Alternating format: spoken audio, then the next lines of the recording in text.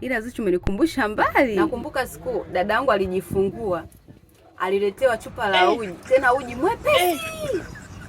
Anaambiwaje? Kunywa huo uji mabakuli matatu ili maziwa yajae upate kumnyonyesha mtoto. Uji hamna cha mtoli wala nini, sijui kapikiwa ndizi na nini na nyama yenyewe zile mifupa zile ili kujaza mchuzi. Unaambiwa kunywa uji mtoto apate maziwa ya kunyonya. Nakumbuka mawifi walikuja kumuona dada yangu, walimletea vidaso, sio pempasi. Nye umaskini huu jamani. Wameletea vidaso, mafuta yake ya 500 ya baby care na nini na poda ya 500. Mtoto anatunzwa mabilioni ya hela. Sasa na hiyo keki jamani, hiyo keki anakula mtoto, inakula familia ya Wasafi.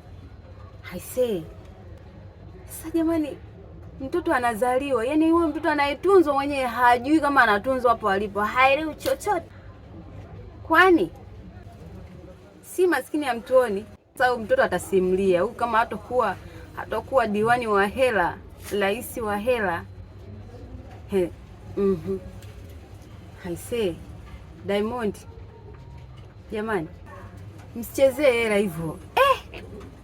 Hata kama ni mtoto wa Zuchu, hata kama ni Zuchu jamani, kama malaika. Maskini wapo wengi, ombaomba wako wengi, ni mwenyewe mmoja wapo jamani. Hizo hela zote. We Diamond, basi achia hapo basi. Zuchu achia hapo. Hii sasa mnatufanya tu tunamkufuru Mungu kiukweli. We hizo hela zote, hela kabisa, mtu anatunzwa hela zote hizo jamani. Mnatukosea bwana. Si wenyewe binadamu tuna moyo. Si wenyewe tuna moyo jamani.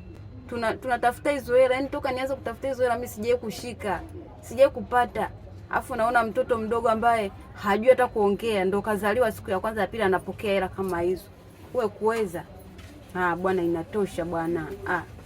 Mimi mpaka nakasirika.